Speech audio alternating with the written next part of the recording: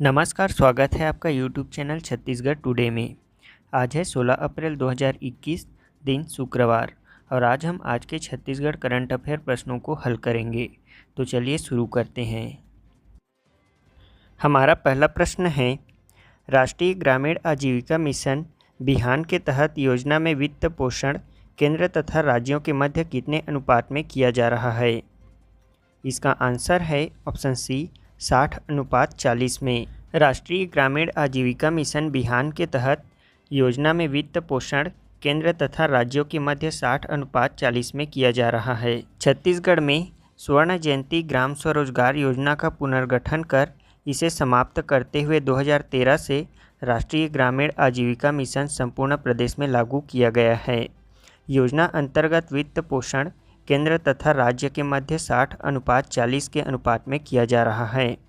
राष्ट्रीय ग्रामीण आजीविका मिशन का उद्देश्य विभिन्न प्रकार के स्वरोजगार के अवसरों का सृजन कर ग्रामीण परिवारों की गरीबी को दूर करना है।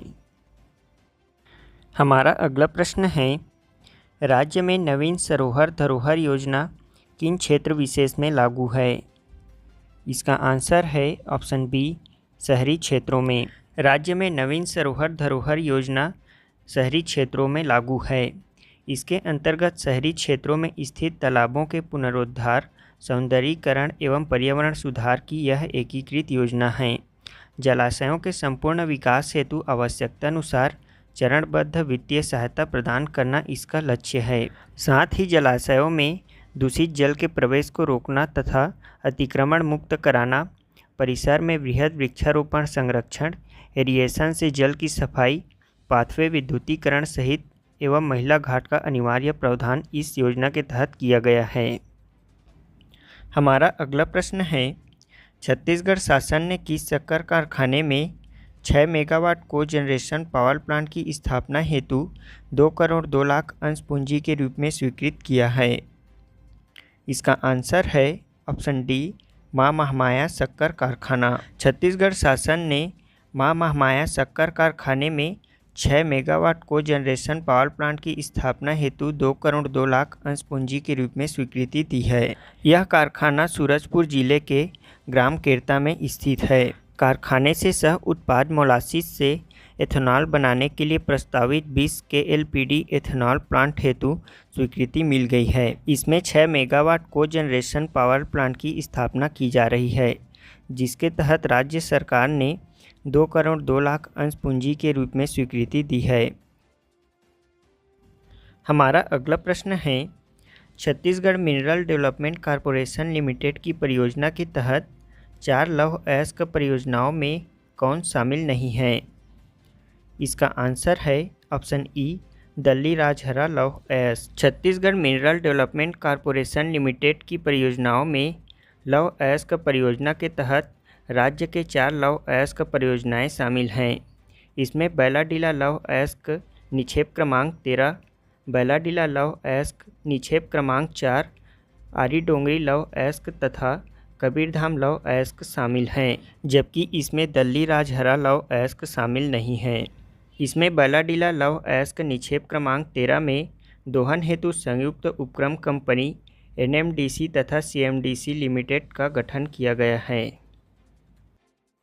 हमारा अगला प्रश्न है, हाल ही में प्रधानमंत्री ने जलियांवाला बाग हत्याकांड की 102वीं वर्षगांठ पर शहीदों को श्रद्धांजलि अर्पित की। यह हत्याकांड कब घटित हुई थी? इसका आंसर है ऑप्शन बी 13 अप्रैल 1919 को। जलियांवाला बाग हत्याकांड 13 अप्रैल 1919 को घटित हुआ था। जलियांवाला बाग में आयोजित एक शांतिपूर्ण बैठक में शामिल लोगों पर ब्रिगेडियर जनरल रेगिनाल्ड डायर ने गोली चलाने का आदेश दिया था, जिसमें हजारों निहत्थे पुरुष, महिलाएं और बच्चे मारे गए थे। 13 अप्रैल 1919 को सैफुद्दीन किचलू और डॉक्टर सत्यपाल की रिहाई का अनुरोध करने के लिए जलियांवाला बाग में लगभग 10,000 पुरुष, महिला और बच्चों की भीड़ जमा हुई थी। हिंदू मुस्लिम एकता के प्रतीक दोनों प्रमुख नेताओं को रॉलेट एक्ट के खिलाफ शांतिपूर्ण विरोध करने पर गिरफ्तार करके शहर के बाहर भेज दिया गया था। ब्रिगेडियर जनरल डायर ने अपने सैनिकों के साथ घटनास्थल पर पहुंचकर सभा को घेर लिया और उन प्रदर्शनकारियों पर गोली चलाने का आदेश दिया।